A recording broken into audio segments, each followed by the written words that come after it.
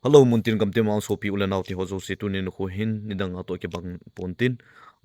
panpi ngai chan khat kain thum nomin hi chu hi hala tu lai din muna iza no mo ingai no mu atu so jong ipiti tam mitin ipiti tam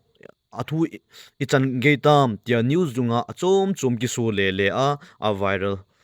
lai ta hi in saibo a hi in tua hi nu te ho in tu ka sei lai chat din muna jong hi nu te ho in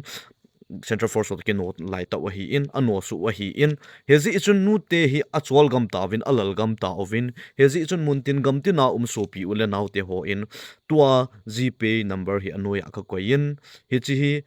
ke ma hin ka bol thei sun ka ti a ka hin bol pi a hi in a gpay number nei pian no koi khu na chon lam kai ho a hi in hi chi ka hin mu a hi ke ma YouTube family members so an lang la ya ku na mu hon jong tham khat la ni a zakhat jani sang ni hitai in ki thu pi thei du ham tia ke man jong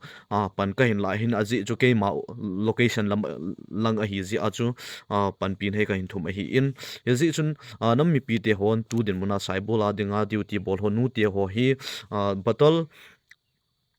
tui ho cho na ding hian lang ni the ai lo ba hele biscuit cha he jong le ai lo ba hele san ne vo ti jong hi the a hi e tu din muna chlai post ku il ha so ngei wa hele buina ha sa na tam pi hum ki tu ding gen the na jong tu asa kho che a ki thu ding gen the wa nga la upai lo ti te khong hi ding a hi zin saibol post muna dinga nu te duty ho ding lo se ten pan pi na ka hin thum ben hi long se te in zakhat jani sang khat sang ni ka he poi i pan pi the theu pan piu he tivin chi anga ti tin anga ti ka ti chu jinga jong tin lai me theu an tin na lai du thai ni jong tin lai me ti chan hi ke the poi pha nang so lut me the hi ji chun nu nau chapang ho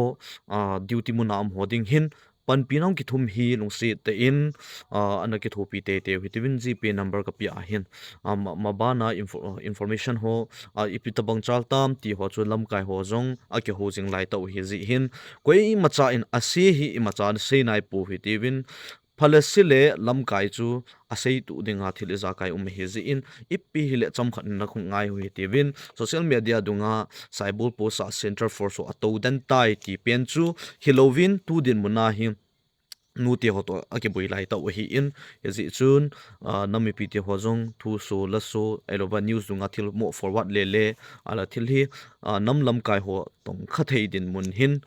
thu sei la sa ho hi neu khat ki control hi zo muti tia pha chom cha ka hin sei hin emergency ka hin bol hi in ezi chun pan pi na lok se ten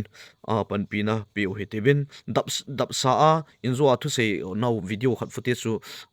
la ding ka tel mi a ku na hi ja ska la lo hi in oina loi ai lo wal gil dang cha thu puma am jiu phat wa cha chum thil chum su na ve sigam hi di ta in yazi chun longsit an panpina ka hin thumu hi koi ma chan gel khil hi win lang tua hi donation cha jong hi poi hi o chalu cha na ki chaw win lang ai lo wale batola packet khat kirin lang ka te hi che hom adinga ai lo wa san ni sa nu ni sa theu hi che ho ding hi zin koi ma chan gel khil po te apa se bola donation ke bolam hi choice se but apa to ki tu cha chana tu hi chon pha hi in din pha hi zin nami pi te lo se tan panpina ka hin thum pi win nu ti ho ding in nu ti ho jong ha pan win lang hi chi video he na mu wa hele ka zo thei chana na hon zo na zo thei chana nan pan nai la du kyo na ka zo thei chana pan ka la du lung neu hi win post a ke hal ha tai adu da ti ho chu chu lung neu hi win ka na lai we I ma cha boi poi post tu ha min pi pen to saibol post hi chilai pa kho tin do na thei chan dinga hi chi dinga pan nu ten pan an la ding kin ni khui zat lu thiam ka he poi long se tan pan pi na hi nu te ho hi ka hin thum pi na hi number ka hin pi ai no se tan pan pi thei thin na pan pi te ka ke poi dam sil sel te